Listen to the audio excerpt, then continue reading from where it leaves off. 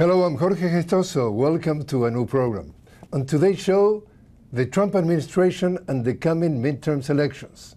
Our guest, Eugene Puryear, author, activist, and organizer with the Answer Coalition. Eugene Puryear, a warm welcome to the program. Thank you so much for having me. Eugene, we are less than a month away from the midterm elections. What's going on? Well, I think what we're seeing is a real horse race here. I mean, it's coming down to the wire, as they say, at the track. I mean, certainly as it looks from the House of Representatives, Democrats are on the cusp of perhaps re-seizing the House. Perhaps. Perhaps. They need 23 seats. That's a lot of seats. There's about, if you add up all the seats that are either leaning towards the Democrats or a toss-up, they still need about 9-ish to win. And so we see that they have a little bit of an uphill climb here, but they've got some wind in their sails down the Senate. It does look like, as of right now, Republicans are looking very good to hold that chamber, even if they lose a seat or two. So it's a real down-to-the-wire horse race, and the race has become very nationalized, and it's becoming a referendum on Trump, on his policies, and on what the direction the country is going. What do you think that is a strategy that both parties are trying to push in order to motivate people to go to the poll? Republicans seem to just be pushing a catastrophe strategy, that if you let the Democrats in there, all the great things that you loved when you voted for Trump in 2016, none of those are going to be possible. None of it's going to happen. Fear. They're going to bring crime into the country, and they're trying to very heavily tie crime to immigration. So you look at individuals like Dana Rohrabacher, who's very much on the hot seat, Duncan Hunter, people in California, they're heavily playing up the issue of immigration. You've got Kevin McCarthy putting in a bill to try to fund the border wall. And so for sure, the Republicans are trying to create a climate of fear and a climate that the Democrats in and of themselves are going to bring fear and chaos, while the Republicans represent stability and, to a lesser extent, prosperity. Now, the Democrats seem to, strangely, have no national strategy. They've actually said that, and they seem to be letting each individual candidate sort of run their own race, which for some candidates will help them because they will be able to escape some of the more unpopular aspects when they're in more conservative districts. But for other people, it's sort of like, well, why would I even go vote for this person if they don't seem that different than the Republican or whatever it may be? So Democrats, even though they are doing pretty well because there's so much revulsion against so many Republican policies, they don't have a coherent message, and I think that's partially holding them back. And what do you think that is going to happen with the governorships? I think the governorships are actually going to be a pretty good this is going to be a pretty good year for the Democrats. I think if you look at a state like Georgia, which is probably the biggest one, Stacey Abrams could be the first black woman governor in the history of the United States. She's in essentially a tie with Brian Kemp, who is the current lieutenant governor there, and it looks like she has a very good chance to win. Andrew Gillum in Florida, also a Democrat, up in the polls, consistently up in the polls. J.B. Pritzker in Illinois. Unsure what's going to happen there, but it looks like he is solidly up in the polls as well. So those are a few Republican-held gubernatorial seats in major states in the United States that I think are certainly going to be retaken by Democrats here in the fall. So I think the bright spot actually for Democrats may be the gubernatorial races. Of course, California as well, they won't. Because more and more experts are saying that we really have to take care and look very carefully about governorships, because many changes that has to do with justice are starting by the governors. Absolutely, and I think we're seeing that from many gubernatorial candidates, especially Andrew Gillum in Florida and Stacey Abrams in Georgia, who, since they're trying to mobilize so many black voters, are talking a lot about ending things like cash bail, money bail, and making it easier for people at trial to not be held just because they don't have enough money. But even you look at a state like Illinois, where they're talking about what they can do to have a tighter pact between the state and the city and the Chicago police around how to respect the human rights of individuals. And I think we're seeing more and more at the gubernatorial level. We're also seeing it from the point of view of sanctuary state policies, that more and more immigration policy is becoming a state level issue as governors and state legislatures are looking to show immigrant populations and those who support immigrants in their state that they are willing to take affirmative, strong action in defense of families and defense of immigrants. And so I think more and more we're seeing national policy fights, climate change as well, where so many states are now moving their own climate change policies to try to go towards 100% clean energy by 2050 in California's case. So more and more of the national themes are devolving down to the state level. So these governors are becoming more and more players, of course, and many of them, no surprise, I'm sure, are angling for 2020 elections where they may attempt to challenge Donald Trump. Which of all the races you personally are following closest? To me, I think there's a few really interesting races. One, I'm looking at the Ohio governorship. Ohio is a very bellwether state for politics in the country. If the Democrats can retake the governorship in a state like Ohio that has a lot of Republicans, a lot of independents, I think that will show that the Republican brand isn't as big as it may have been. I'm looking at a couple races in California, people like Duncan Hunter and Dana Rohrabacher, who both have their own problems, but are usually in very reliable Republican areas. Also, you're looking at Orange County and an empty seat for that Darrell Issa is now vacating, a seat that should be reliably Republican, but is very much on the fence here. So a few of those areas I'm looking at Miami, Ileana Ross-Layton, of course, who is a major figure in foreign policy in the Congress. She's stepping down. Donna Shalala, very famous woman, former president of the University of Miami, official in the Clinton administration, lots of money. Many people thought she would take that seat. That'd be a big take for Democrats. That's been a Republican seat for years and years, but of course, she's getting a very strong challenge from Maria Salazar there as well. So it'll be interesting to see if in South Florida there has been any demographic change that would portend a tougher time for Republicans in the state of Florida moving forward at the state level and at the national level. If by any chance Democrats win the House of Representatives, are they going to immediately impeach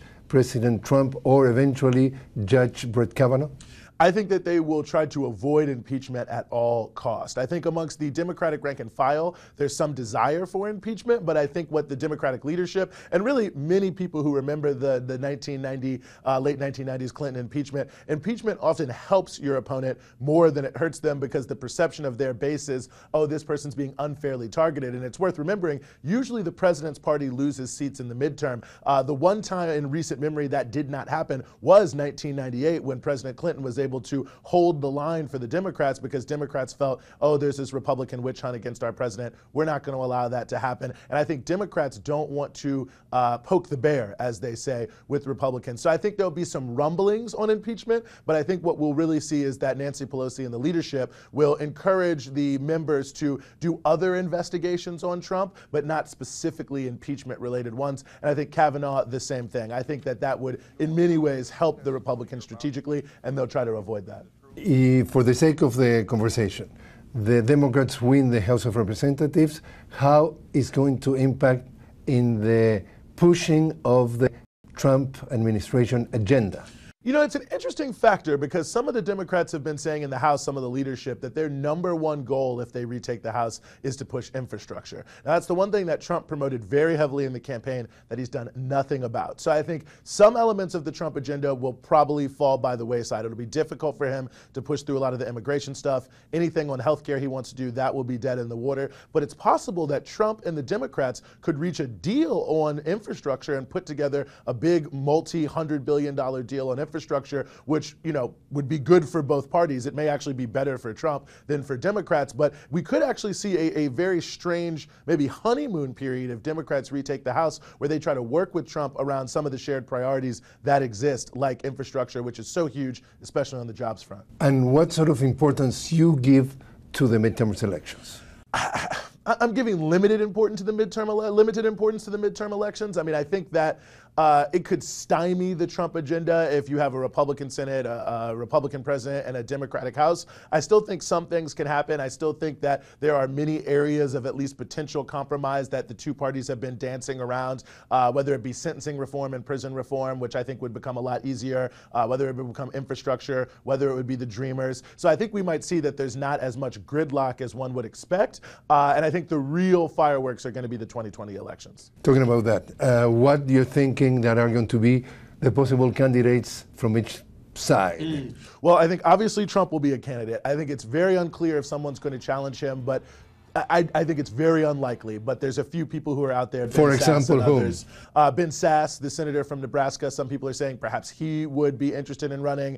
That's the only real serious name I've heard floated out of someone in the Congress. I mean, there is, of course, the possibility that some businessman or someone like that, no one's name I've heard. So I think Trump is safe. I don't think he'll have a primary challenge, but I would look at it as someone like a Ben Sasse from Nebraska who has been sort of slowly intimating it could happen. Bill Kristol from the Weekly Standard, he is going all around Washington, D.C. raising money, and he's trying to tell people, well, I'll raise money for you if you run. So there's a few prominent Republican figures like that that are trying to encourage people to run, but I mean, it's a suicide mission to run against an incumbent president who's extremely popular with your party. So what about the Democrats? Democrats? I think for the Democrats right now, I mean, there's the names we all know, Kamala Harris, Cory Booker. The person I'm really looking at is Kristen Gillibrand, the senator from New York. Now, Kristen Gillibrand, she's been a congresswoman, but from upstate New York, not New York City, so a more rural area, farming interests. So she's got sort of the mix of having been in more Republican areas, also having been a representative of a very Democratic state.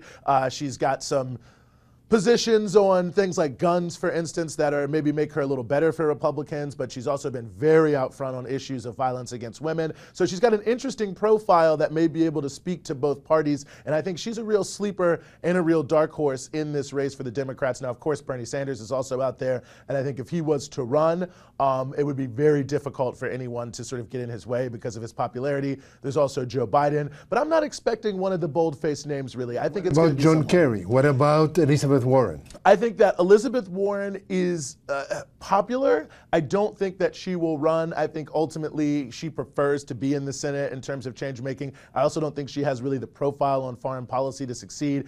I think John Kerry was so bad as a presidential candidate in 2004 against George Bush. Almost no one except maybe his family will really think that will be much of a good idea. And I think he could get in the race. I think he will be out very quickly. And would you say that the Democratic Party is moving to the left? I would say the Democratic Party is absolutely moving to the left, and that's the problem for people like Joe Biden, who for his whole career was known as a more conservative Democrat. And so many of these people, even a Cory Booker, even a Kamala Harris, if you look back in their careers 5, 10 years, they've got all sorts of things that I think many Democrats in the base won't really like and won't want to see, especially on criminal justice issues for sure, especially on cozying up to big billionaire interests who support charter schools and things like that. And I think a lot of that dirty laundry could come out for some of these people, and it'll be very interesting. I think it's going to be a big field. Michelle Obama, no?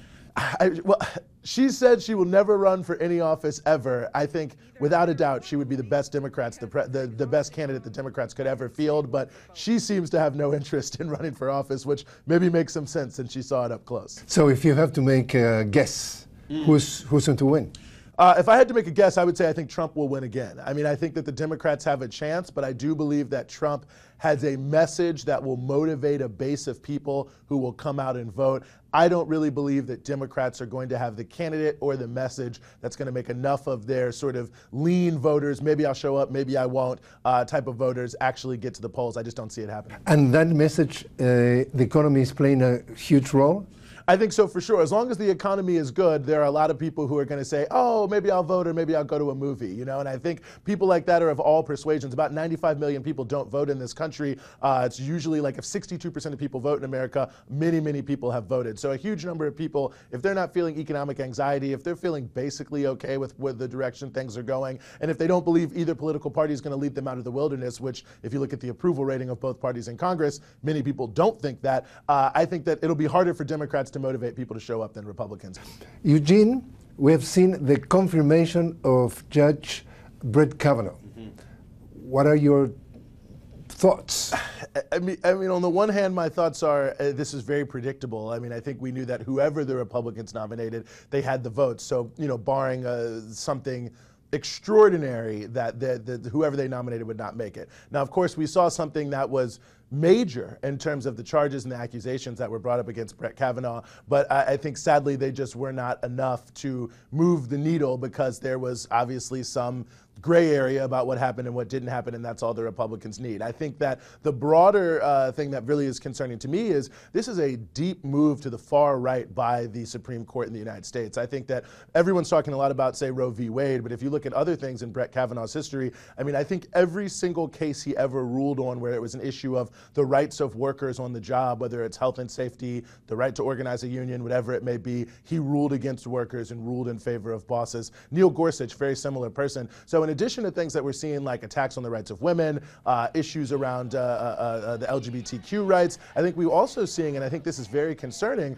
a Supreme Court that's going to be more and more willing to empower the rights of bosses to really lord over their employees, steal their wages, have unsafe working conditions, and so on and so forth. And I think that's very problematic. They're also going to be leaning much heavily towards, there's something called the Chevron rule in courts where you sort of lean towards the regulation regulations that are set up by the government, not the challenges towards those regulations of corporations. And now you've got 2 justices, probably a majority of justices that want to move away from that. So you're going to see more corporate challenges to environmental issues and the like succeed in front of the court. And I think this is a deep cultural change in the court. I think it's a far-right change. I think it's a throwback to the 1900s, the sort of pre-1914 period where we had an extremely conservative Supreme Court that really was primarily aimed at protecting the rights of the robber barons, of the super wealthy, and setting up society in a way that would be amenable to them. And I think we're entering a similar period, and I think that's very concerning.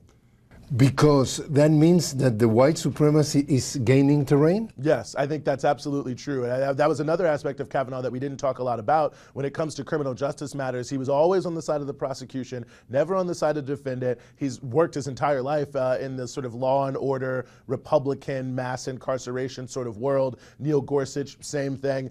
Certainly many of the other conservatives that are up there, Alito, Clarence Thomas, Chief Justice John Roberts, and others. And I think that for sure, when you're looking at things like the death penalty in America, which has an extraordinarily unequal, racist, classist application, that there are going to be many, many more challenges. There's already been several that have been heard in the past term, many, many more challenges to things like that. And these judges will, I think, be, certainly with Judge Kavanaugh on there, more amenable to maintaining the death penalty rather than eroding it in different ways. And looking at issues of police shootings, which haven't come before the Supreme Court in some time, but you've got some states like California looking to change the law about what is a justified police shooting. So when you have laws like that, you know some of those cases are going to make it to the Supreme Court as well. So what's going to happen there? And I think that certainly we're going to see a rise in sort of at least white supremacist adjacent sort of opinions coming from the court. To remember that 10 months before the end of President Obama's term, suddenly a judge, Antonin Scalia, died, and President Obama is nominating Merrick Garland, and the Senate, that was the majority and needs to get the confirmation to get a judge in the courts, was not even giving the chance to hear him. So it was a total sabotage. As soon as, and their argument was, this is an election year, so there's no way for us to vote on a judge that is going to be decided with the end of that presidency. Then President Trump comes, and immediately, if you want, they confirm, and we're talking about the Neil Gorsuch.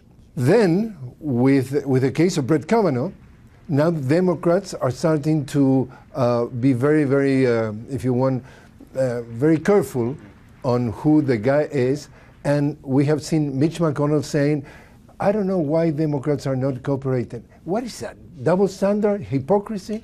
Well, it's certainly hypocrisy. And I think it shows that Mitch McConnell has the least amount of shame of any person in Washington, D.C., that he would actually, he would complain that the Democrats are doing the exact same thing that he did, except they're not doing it anywhere near as badly as he did it. But at the end of the day, Mitch McConnell is also one of the smartest, savviest partisan operators. And I think that he knows as well as anything that reality is as much as what you make it in terms, as opposed to what it really is. And that if you repeat the same thing over and over and over again, people who are predisposed to believe you will start to believe you. And Democrats, he thinks, well, that's not my constituency. I don't care what they think of me, as long as Republicans think, hey, I'm doing this, the right thing, truth, justice, freedom, all those sorts of things. That's what I'm here. That's what I'm doing. If I can convince my people that's where I am, then that's what it's, is going to play for me back home in Kentucky, and certainly for Republicans on a national stage. So I think it's highly hypocritical, but at the end of the day, Mitch McConnell knows that what Republicans, real Republicans, hardcore, dyed-in-the-wool Republicans, what they want to see is a much more conservative, not only Supreme Court,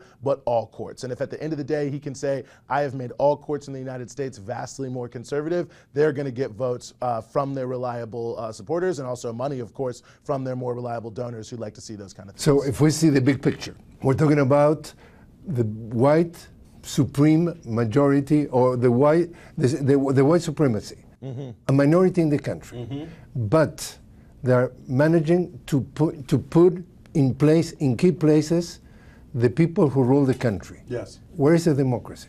I mean, I think it's very anti-democratic, and I think these are the types of questions people don't ask about the United States, but it makes almost no sense that the vast majority of the country lives in a relative handful of states and places with almost no people at all. Not that they're bad places, but say in Idaho, for instance, has 2 senators the same way California or New York or Massachusetts. So the vast majority of people in the country, in the United States, the vast majority, hundreds of millions, are actually underrepresented in Congress, and really a minority of the population is able to control at least the Senate. That's for absolute certain. And then when you have your party in power, the Conservative Party in power in the presidency, then you have the ability to control things like the courts. And I think we see over and over again, also through the Electoral College, which has the exact same effect, where it disenfranchises the majority of people in the country and gives overwhelming power to very sparsely populated rural areas. I think we can see that really from the beginning of the country. And if you read the documents of the founders, they are actually admitting, yes, we set this up because we want to limit the power of the mass majority of people, and we want to increase the power